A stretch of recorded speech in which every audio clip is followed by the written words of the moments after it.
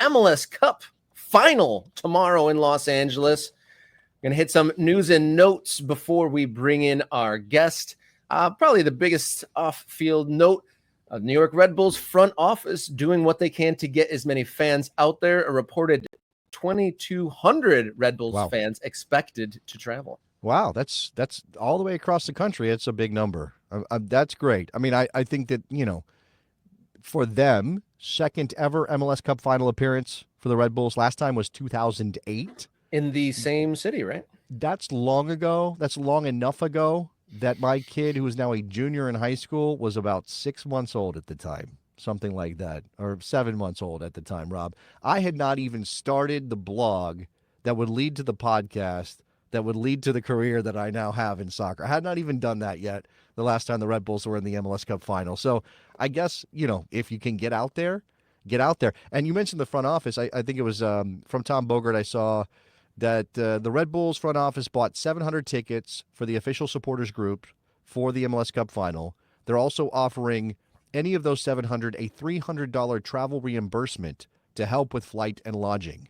And obviously Los Angeles is an expensive place, so that's a very nice gesture on the part of the front office of the Red Bulls.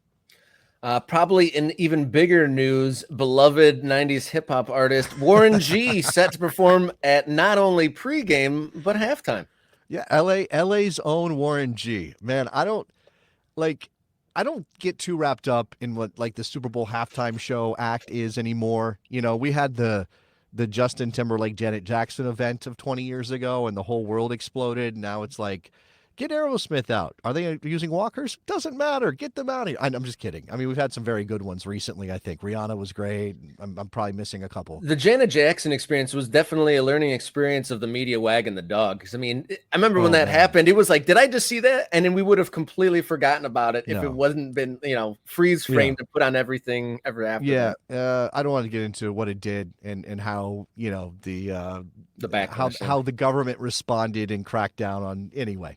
But I think it's fascinating that Warren G, who I don't think has made new music, or at least I'm not aware of new music from Warren G in a very long time. But for us, Rob, for the guys of a certain age who are nostalgic about the 90s and about the era in which Warren G was a very important part of the music scene, this is awesome. This is great. I mean, who else can we get out there? Who else can come out on stage? I mean, unfortunately, Nate Dogg has passed. But who else can we get out there? Yeah, who is going to? You think like Dub C is going to come out with them or something like that? I mean, why'd you have to bring up Nate Dogg? That makes me sad. I mean, he's just like the most chill guy, cool voice. He wasn't doing anything wrong. I know. It's sad that Nate Dogg's no longer with us because obviously Nate Dogg, Warren G, Regulators is a classic. I mean, everybody, again, men of a certain age know all the lyrics to that song, whether they should or not. So, yeah, I mean, that was my first reaction when Tom Bogert posted the poster with Warren G on it. Was like, on a mission to find Mr. Warren G. And there he is doing the music for MLS Cup final. The last Warren G album I bought was I Want It All from 1999. 1999. It's a long time ago, Rob. Let's not age ourselves. It sure is. It sure is. Someone bought it for me as a gift like a couple of years ago. It's okay.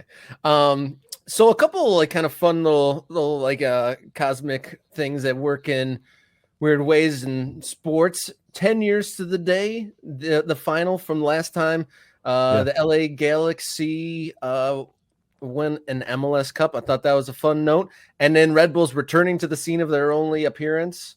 We're gonna check on the memories here with our next guest, Josh Gessman from the Corner of the Galaxy. But I was in the building in 2014 when the Galaxy won that title, that last one, and I'm trying to remember. I'm not sure. Was it Beckham's final game with the Galaxy? It wasn't. Okay, Josh is shaking his head. I can see him in the green room. I try to remember how that all went down, but maybe I'm conflating things. We'll talk about that. But it was obviously. It's been a while since the Galaxy have been on this stage, but they know how to do it. If they get this one, it'll be 6 stars. You know how in Italy, after a certain number, they're like, we can't put all those stars over your badge. Now we got to give you like a different color star. Are we there with the Galaxy if they get to 6? Do they get like a different color star to represent I don't know how that works. Maybe they'll I make don't it know how like that, the like a triangle of 3 stars, like so 2 maybe. clusters of 3. Oh, okay, sure. It feel like it's gonna be unwieldy because right now it's like the chevron of stars, right, over the badge. When you add a sixth, it just doesn't the you know it's not as A good symmetrical. problem to have for the Los Yeah, Angeles if Galaxy. if they win it, Rob. Should we move on? Should we get to Yeah, our guest? let's move on. Thank you to everyone. Let's like and subscribe. Morning Kick Around. Hit us up and follow us along Morning Kick Around on social media.